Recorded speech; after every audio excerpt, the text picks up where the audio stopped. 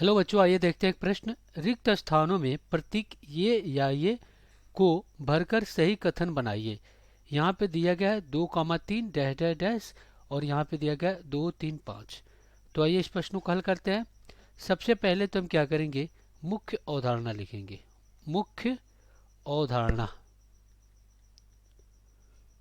तो तो सबसे पहले तो देखेंगे ये प्रतीक किस लिए है। तो ये आपका क्या होता है, ये उपसमुच्चय को प्रदर्शित करता है। उपसमुच्चय।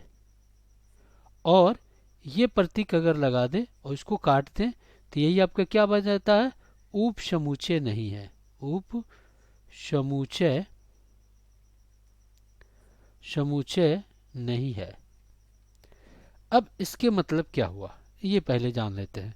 देखिए, अगर आपसे बोले ए बी का उपसमुच्चय है तो इसके मतलब ये होता है कि ए के सभी अवयव बी में क्या है, उपस्थित हैं।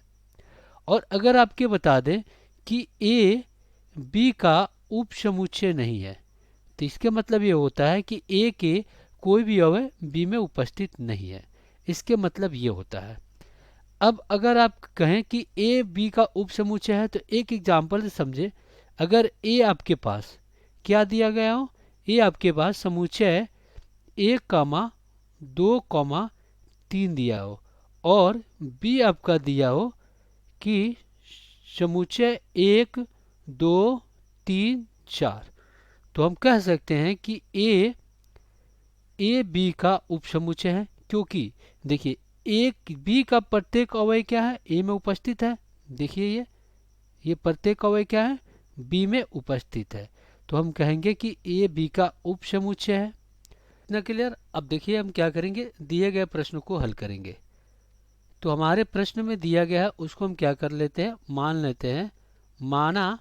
माना ए बराबर समुच्चय 2,5 और बी आपका क्या दिया गया, इसको हम बी मान लेते हैं। तो यहाँ पे ये क्या दिया गया है, 2,3,5। तो यहाँ पे देखिए बी का प्रत्येक अवयव क्या है, ए में उपस्थित है। देखिए ये 5 और ये 5।